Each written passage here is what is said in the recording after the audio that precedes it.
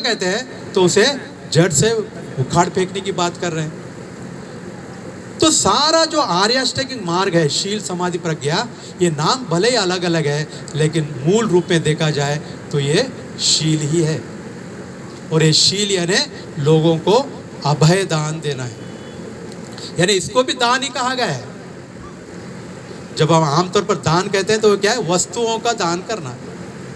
और जब शील हम कहते हैं तो क्या है, अभय दान करना, भय से उसे मुक्त करना। फिर उस ढंग से देखे तो दान ही बुनियाद है। यानी दान भी कठिन चीज है। दान से ज्यादा कठिन शील है, शील से ज्यादा कठिन समाधि है, समाधि से ज्यादा कठिन प्रज्ञा है। तो ये सारा मार्ग कठिन मार्ग ही है। और उस कठिन मार्ग पर चलने वाले का पहचान क्या है, ये चीवर है। ये चीवर वो प्रतीक है जो हमको प्रेरणा देता है कि हाँ, इस मार्ग पर चला जा सकता है। जब वो चल सकता है तो हम भी चल सकते हैं। तो कठिन चीवर यानी खाली चीवर ही कठिन नहीं है, वो चीवर धारण करने वाला, वो विचार आना और वो चीवर के जो मूल्य है उस पर चलना, ये सारा कठिन ही कठिन है। लेकिन हाँ, शुरुआत कम से कम कठिन से हम शुरुआत करते हैं। तो कम से कम कठिन चीज क्या है, दान।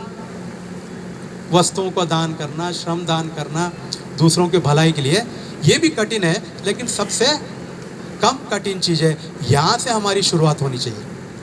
तो आज भले ही चीवर लेना आपको कठिन है, लेकिन चीवर दान तो कर सकते हो। ये कम कठिन चीज से ही काम शुरुआत करते हैं। तो इसलिए कठिन तो है, जितने भी अच्छे काम हैं वो कठिन है, लेकिन प्रयत्न करने से वो हासिल किया जा सकता है। चीजें कठिन जरूरी है, लेकिन असंभव नहीं है। तो इसलिए मूल रूप में ये भी अभय दान है, शील और दान, वस्तुओं का दान, उसमें चीवर दान आ गया। तो ये भी है कठिन, लेकिन प्रयत्न तो करना होगा। अब जैसा मैंने कहा कि दुनियादारी में लोगों के पास अनेक कारण है न देने के लिए। जो आम आदमी है, गरीब है, उसके पास तो कारण है ही है, उसको लगता है। लेकिन जो अमीर है उसके पास भी बहुत सारे कारण हैं। वो कहता है हम कितना मेहनत करते हैं, क्या क्या पापड़ बेलते हैं, हमको ही मालूम है, और हम ऐसा आसानी से दान दे दें। तो इसी संबंध में एक कहानी है, कहानी से बात अच्छी तरह से समझ में आती है।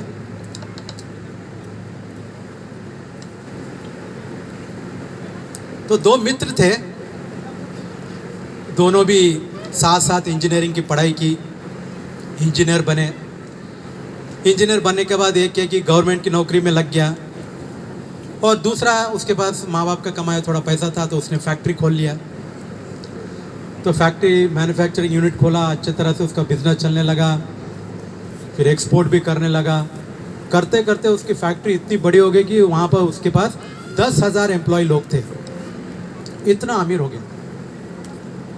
तो ये जो गवर्नमेंट की नौकरी करता था वो साधारण तो था ही, लेकिन वो धार्मिक भी था। बिहार में आना, प्रवचन सुनना, वो है, ये भी तो बहुत बुद्धिस्ट ही है। लेकिन पैसे कमाने में इतना मशरूफ़ है कि उसको कभी भी बिहार आओ, कार्यक्रम है तो उसको कहते नहीं, मीटिंग है मेरी, फॉरेन जाना है, वो करना है, ये करना है, कुछ ना कुछ बोल के वो बिहार में नहीं आता था। लेकिन हाँ, इस मित्र के साथ गृह प्रवेश में, शादी में, बर्थडे में वहाँ ज़रूर मिलता था। तो ये जो गवर्नमेंट की नौकरी इंजीनियर करने वाला, ये बोला क्या बात है, इसको मेरा मित्र है, हम लोग दोनों बौद्ध हैं, मैं आता हूँ बिहार में, इसको भी बोलता हूँ, तो हर बार कोई ना कोई बहाना बनाता है।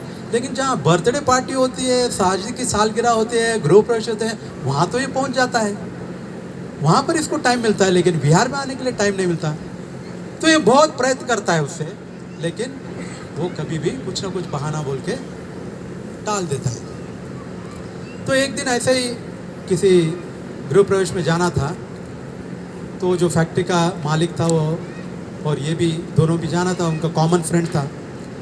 तो इसने कहा अच्छा एक ही रास्ते में है तो उस कंपनी के मालिक का तुम आ जाना, मुझे पिकअप करना, दोनों साथ मिलके चलते हैं, अलग अलग गाड़ी लेने की आवश्यकता नहीं है। तो ठीक है कह के वो कंपनी का मालिक गाड़ी लेके आया, इसको भी लिया और जा रहे थे।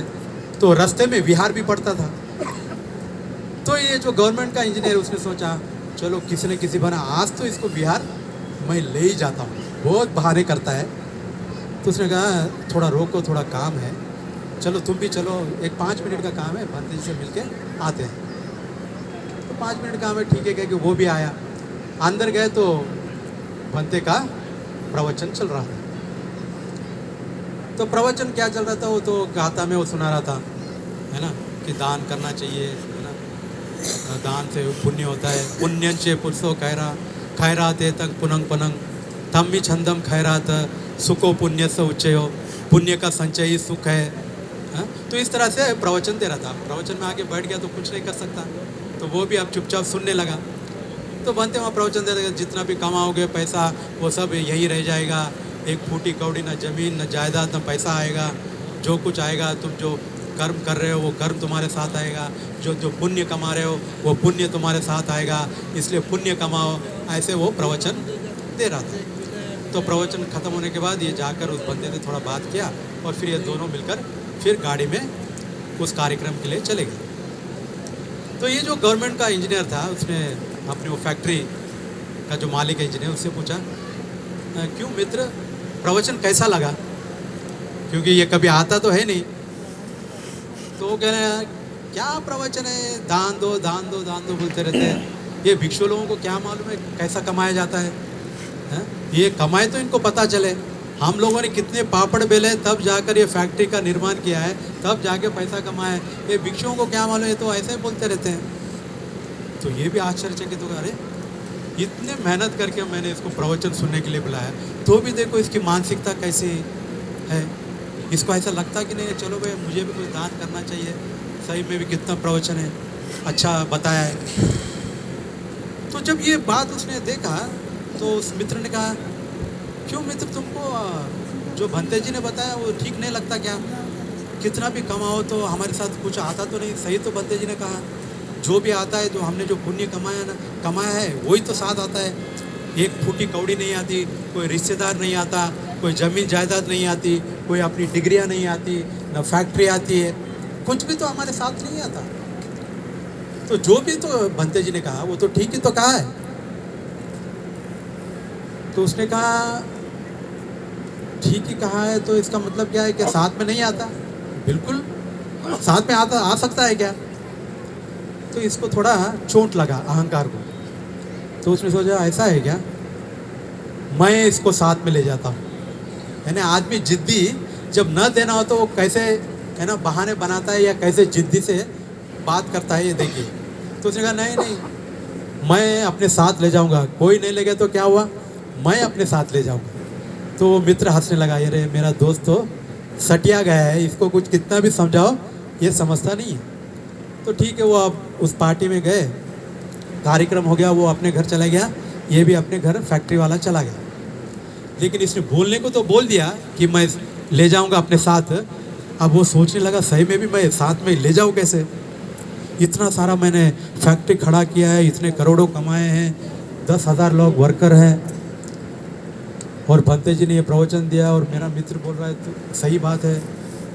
अब मुझे ये झूठ साबित करना होगा कि नहीं ये साथ में ले जा सकता है। तो कैसे ले जा सकता है, क्या कोई तो तरीका होना चाहिए। ऐसा वो रात भर सोचता रहा, उसको नींद ही नहीं आई, बिल्कुल नींद ही नहीं आई। सुबह ऑफिस भी चला गया, फैक्ट्री में जाकर भी वही चिंतन मनन करने लगा कि भाई मैंने कहने के लिए कह दिया कि ये साथ में ले जाऊंगा, लेकिन ले जाऊंगा कैसे।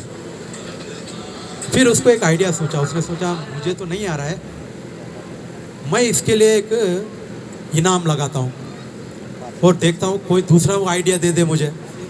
तो उसने जो अपने फैक्ट्री के वर्कर है उन सबको बुलाया, जमा किया 10,000, और उनसे कहा देखिए मैंने बहुत सारा ज़मीन जायदाद है ना, फैक्ट्री पैसा लता सब कमाया है, और लोग कहते हैं कि मरने के बाद कुछ भी साथ में नहीं आता, लेकिन मुझे मरने के बाद अपने साथ ले जाना है, बहुत नहीं तो कुछ तो भी मेरे साथ मरने के बाद ले जाना है।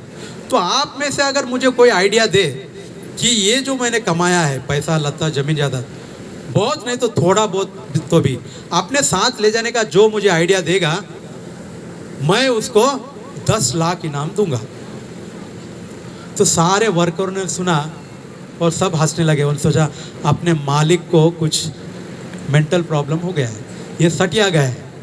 तो सब लोगों ने लाइट लेकर हंसकर चले गए।